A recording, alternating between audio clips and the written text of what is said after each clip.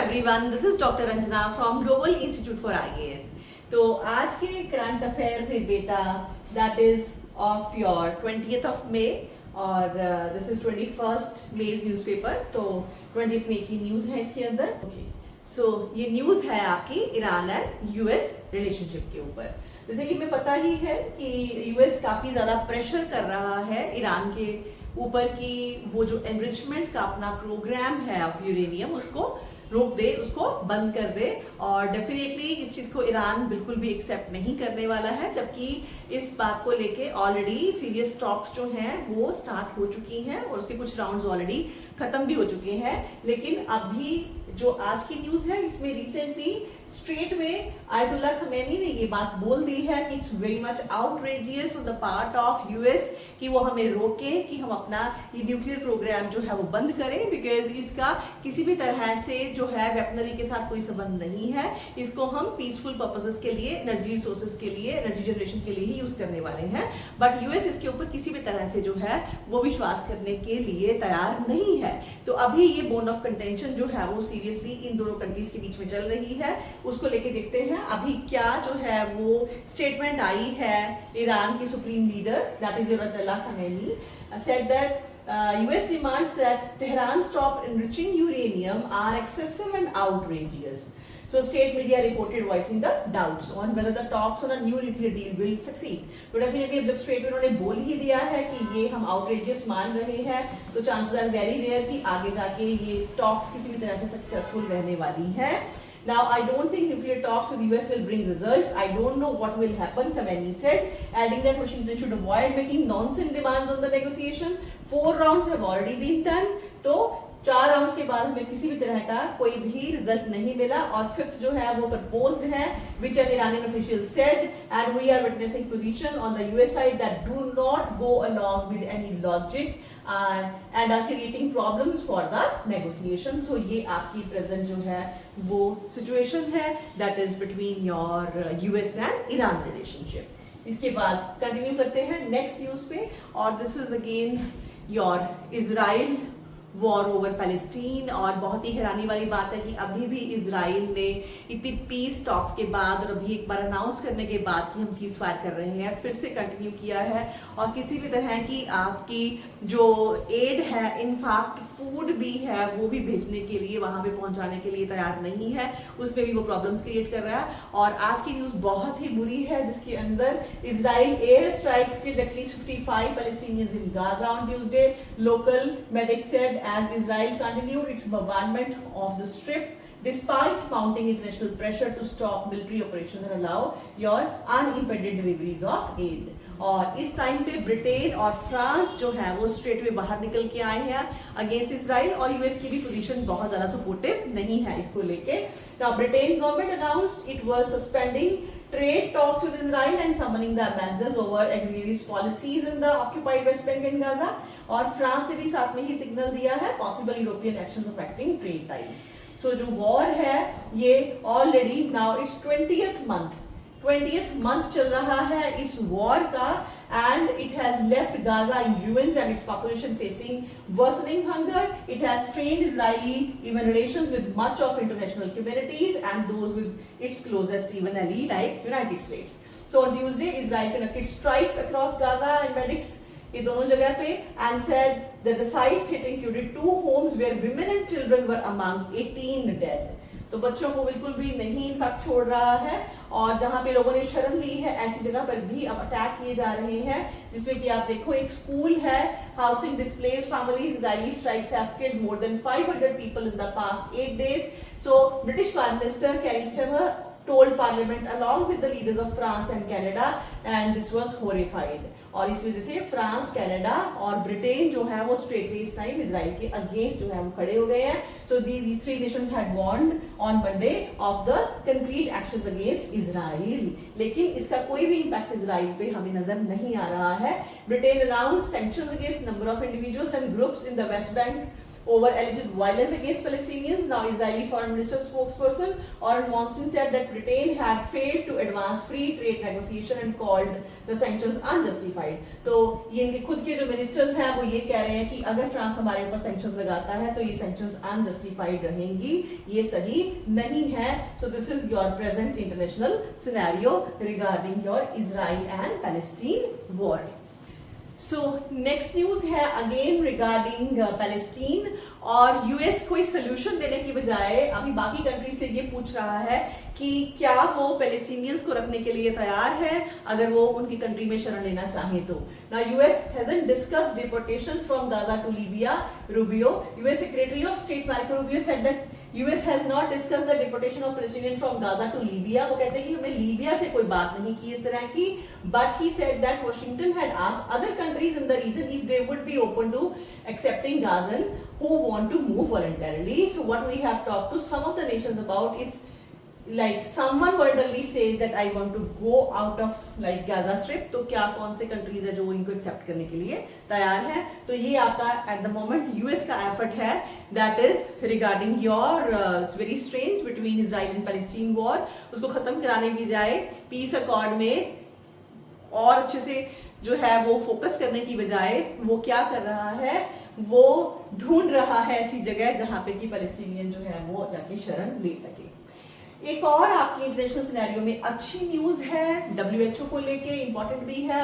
A victory for public health, WHO adopts first pandemic pact. It would ensure drugs and vaccines are globally accessible during pandemic. आगे चल के कोई pandemic आए तो जो आपकी लाइफ गवर्निंग ड्रग्स हैं वो थ्रू आउट द वर्ल्ड सबको accessible हो, irrespective of you know the poor and the rich nation. ऐसा कोई फर्क ना हो, सबके लिए equally available हो.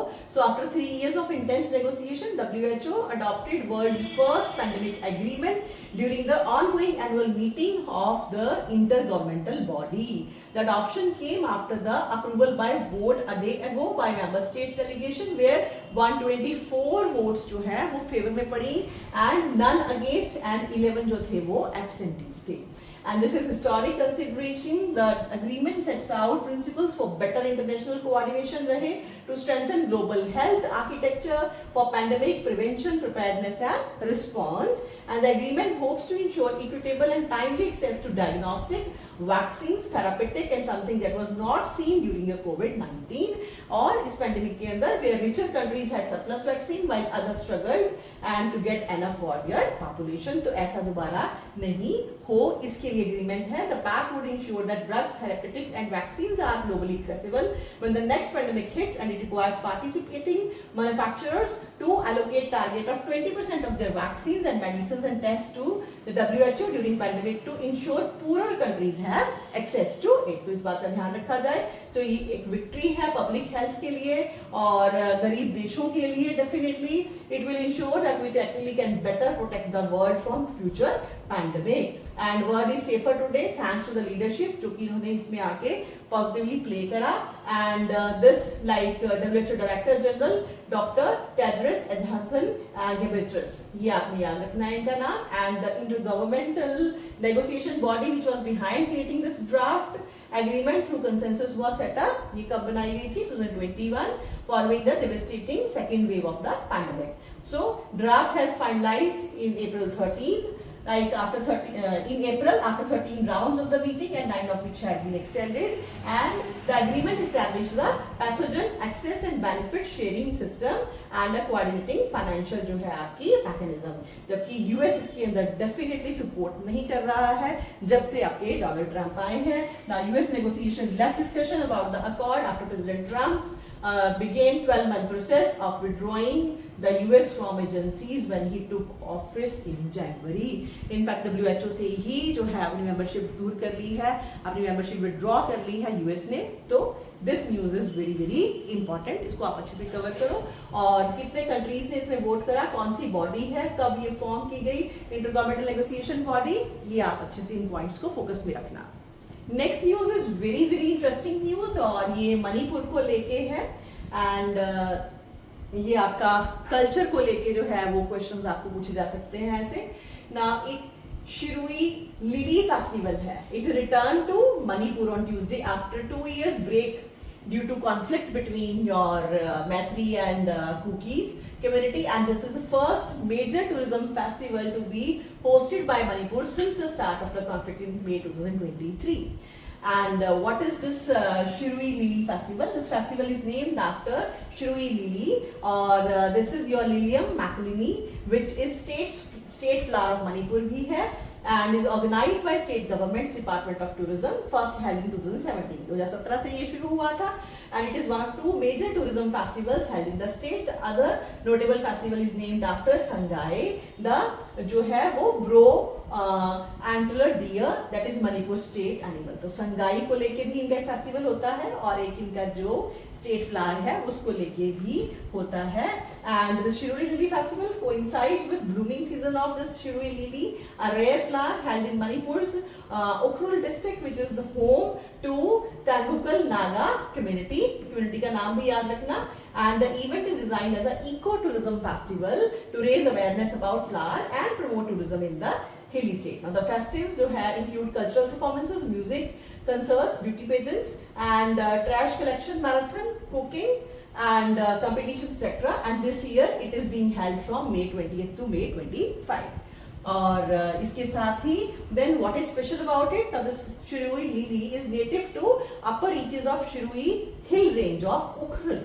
Ukhrul region याद रखना. And to the local population, the plant is your Kashong Timron, named after Timron, the daughter of mythical goddess, that is Philava, who resides in and protects the Shirui hills. And botanist Frank Kingdon, who identified the flower in 1946, gave it the scientific name and draws from the name of kingdom of Warswife, that is Jean Macklin. So इसीलिए इसको Lilium macklini बोलते हैं.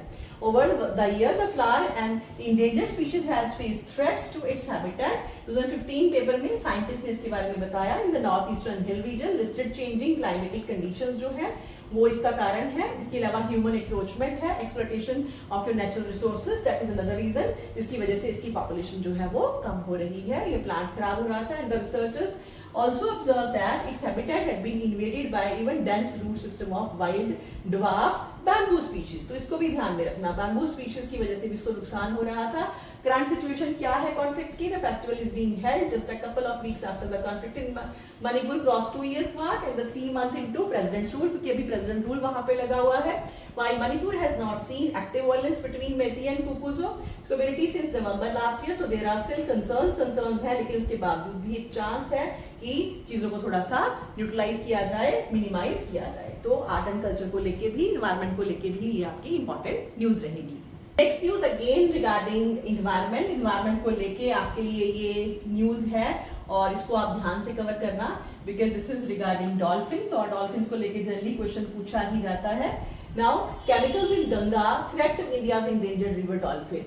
A study has revealed alarming level of toxic chemicals in Ganga river, threatening the health and survival of endangered gangetic dolphin. और ये publish किया है journal ने, that is your Helion. The study by Wildlife Institute of India found that the mammals are exposed to hazardous cocktail of endocrine disrupting chemical EDCs through their diet, and the endocrine system produces and releases hormones.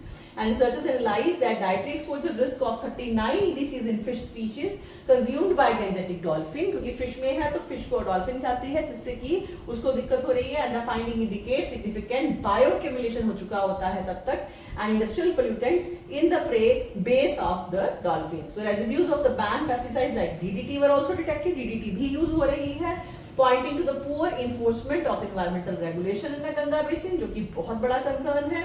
Already peacocks की जो है, hawks की population बहुत खतरे में आ गई थी because of DDT, and it is now band.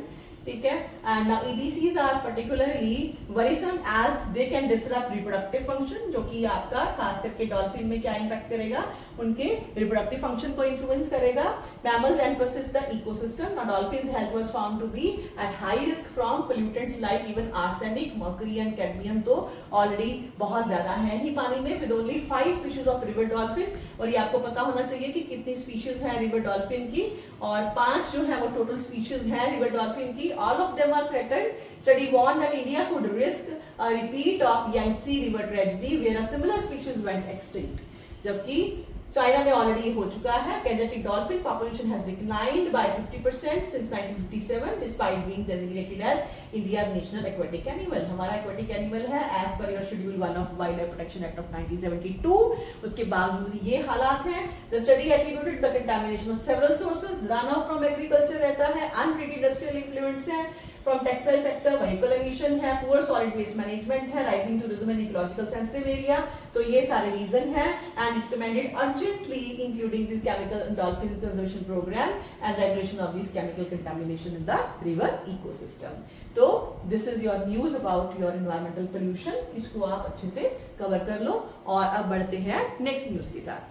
So this news is about your science and technology और यूनिवर्स को लेके बड़ी ही इंटरेस्टिंग न्यूज है और इसमें हमारे इंडियन साइंटिस्ट का जिक्र आया है और एक हमारी बहुत ही इंपॉर्टेंट जो है theory of formation of universe उसका भी जिक्र है। बात करते हैं, अभी स्टार्ट करते हैं। That is your professor Jayant Narlikar, one of India's most prominent scientists। और ये अभी क्यों न्यूज में है? Because he passed away and Tuesday morning। So an astrophysicist, Narlikar is best known for his work on alternative model of universe that is separate from Big Bang। Big Bang को criticise करके एक नई theory दी, किसके साथ? In collaboration with his PhD guide that is Fred Hoyle, one of the leading figures of 20th century of astrophysics। So the Hoyle-Narlikar theory produced evidence to support what is known as steady state theory। किसी का क्या नाम है? Steady state theory of universe। And unlike Big Bang theory that suggests a definite beginning and possibly an end।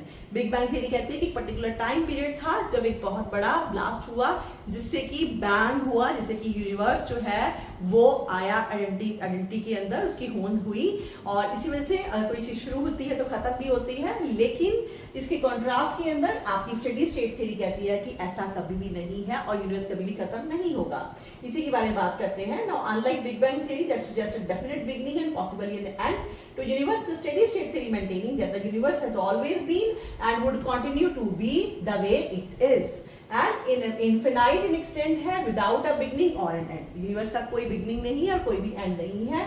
it acknowledged an expanding universe which was experientially जो है आपका verified but proposed that the universe was able to maintain a constant density by continuously creating new matter। तो इसी वजह से नया matter universe में बनता ही रहता है और उसको आप एक्सपेरिमेंटली टेस्ट कर सकते हो।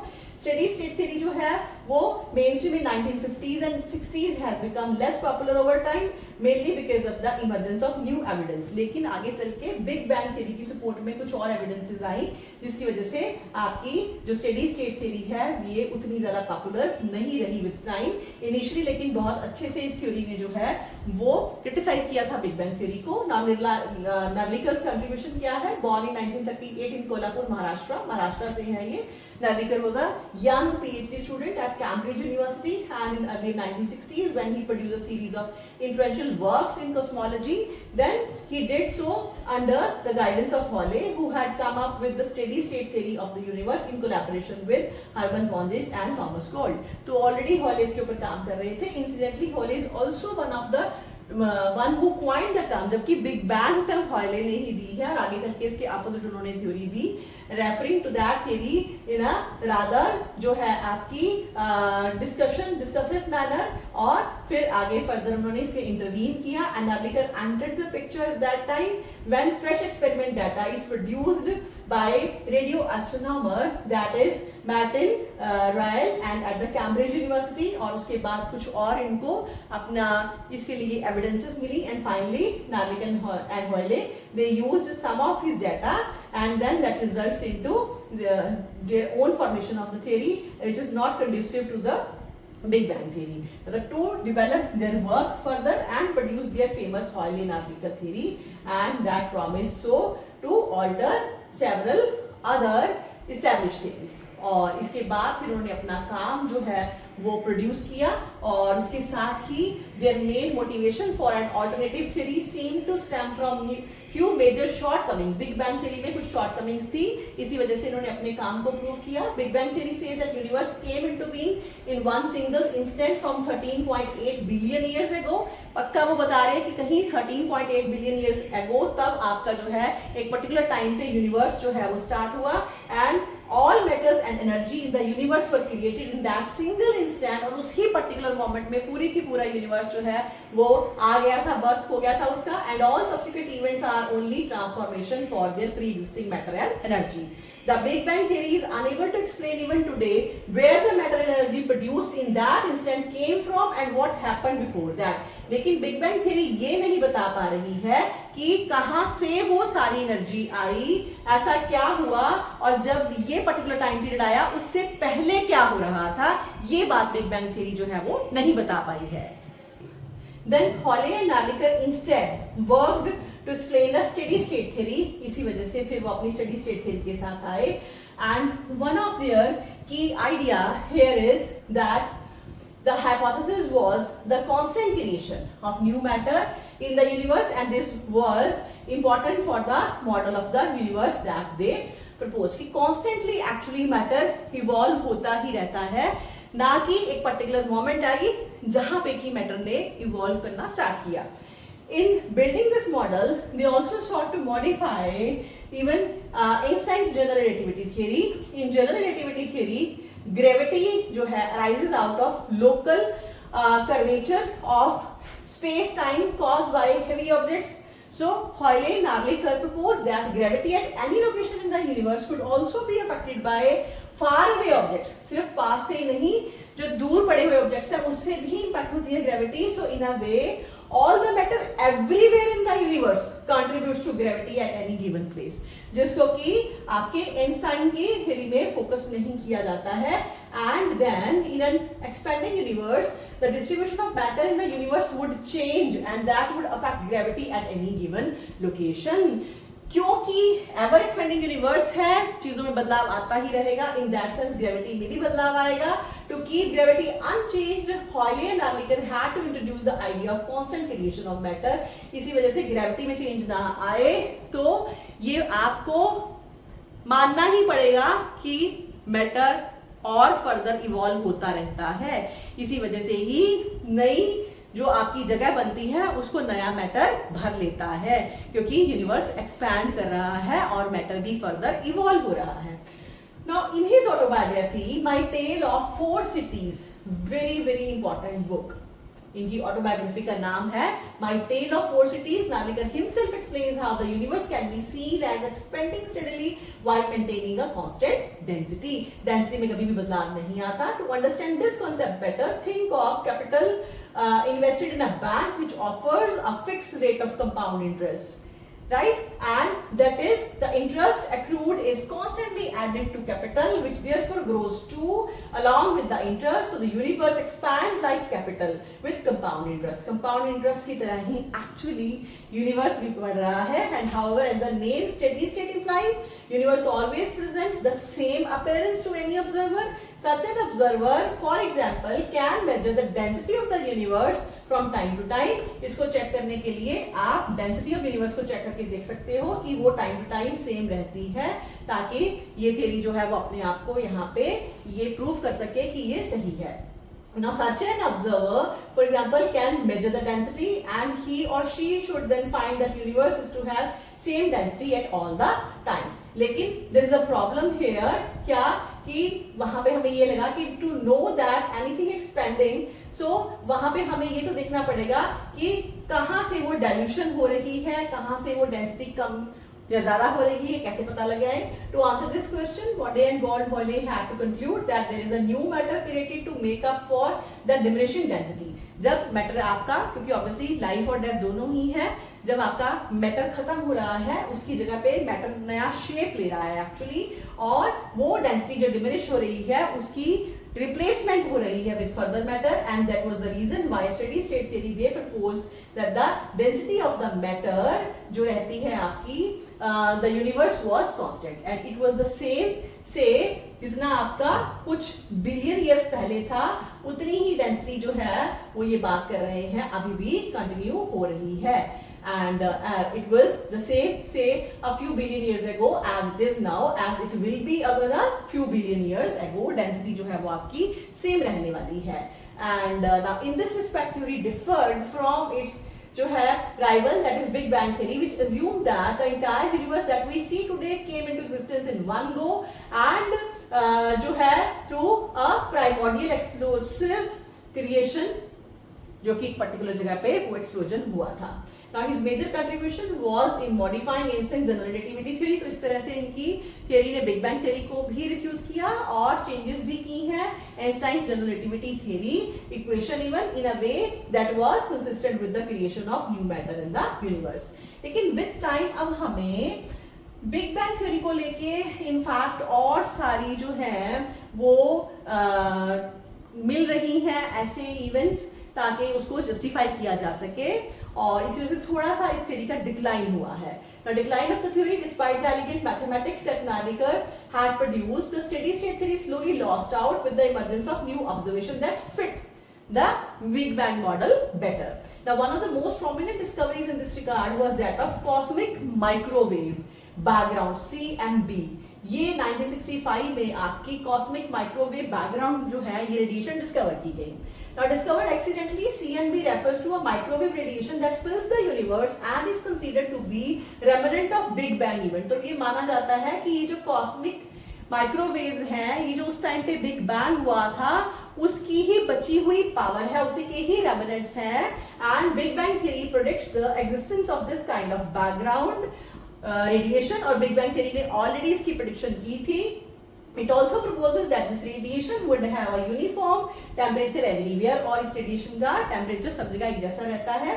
The accidentally discovered CMB has properties that are well aligned with the prediction। तो इस वजह से ये प्रूफ हमें थोड़ा सा बिग बैंग थ्योरी की तरफ ज्यादा मिल रहा है।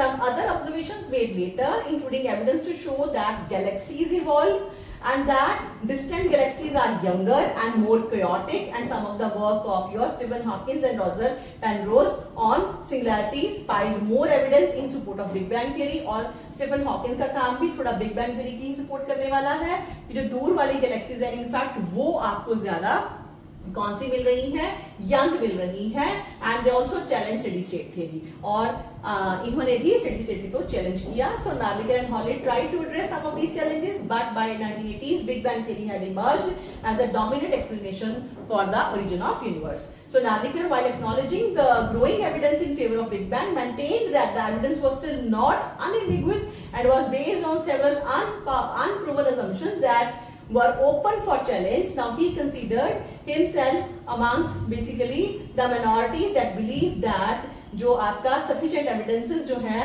वो री-एग्जामिन करने वाली हैं। तो अभी भी नार्लिकर को है कि और एविडेंसेस ये भी प्रूव कर सकते हैं अपनी थ्योरी के लिए। Although their Big Bang ideas जो है big ideas have largely became out of fashion now, the work of Narlikar Hawley has not been discarded, लेकिन आज भी इनके काम को माना जाता है। And the underlying mathematics was based on very sound foundation, and many of the frameworks and the methods developed by them contribute to be useful in different situations। तो इस तरह से आपकी बिग बैंग थ्योरी भी important है, आपकी steady state theory भी important है। नार्लिकर इंडियन एस्ट्रोफिजिस्ट, उनके बारे में पता होना चाहिए, उनकी ऑटोबायोग्राफी का नाम पता होना चाहिए। ये सारा काम आप अच्छे से कर लो, कहीं पे भी प्री मेंस पीसीएस आईएएस कहीं पे भी आपको काम आ सकता है। So thank you so much for watching today's video. आप इसके ऊपर वर्क करो। अगर मैं आपके लिए एफर्ट कर रही हूँ, ये इन्फॉर्मेशन आपको दे रही हूँ, तो इसका मेन मकसद ये है कि आपके सक्सेस रेट को मैं इंक्रीज कर सकूँ। Thank you so much again, और प्लीज लाइक कीजिए, शेयर कीजिए, और हो सके तो आप अपनी फीडबैक भी प्रोवाइड कीजिए। Thank you so much.